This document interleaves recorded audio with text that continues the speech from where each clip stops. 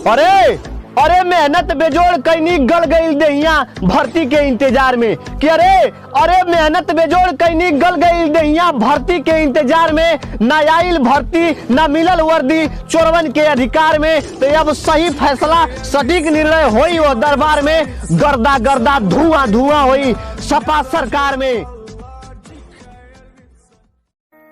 लहर भी होगी और ललकार भी होगी, इस बार विरोधियों की करारी हार भी होगी। 2022 आने दो मेरे यारों, भैया अखिलेश की सरकार भी होगी। जय अखिलेश, जय समाजवाद। अखिलेश के यन पर बेच दी है भैया। अरे केकर कितनी औकात है बित्ता बित्ता नापनी सो, अरे केकर कितनी औकात है बित्ता बित्ता नापनी सो। यादव जी के यार हमें बेटा रे अधूरेबे ना चाप दियो सो।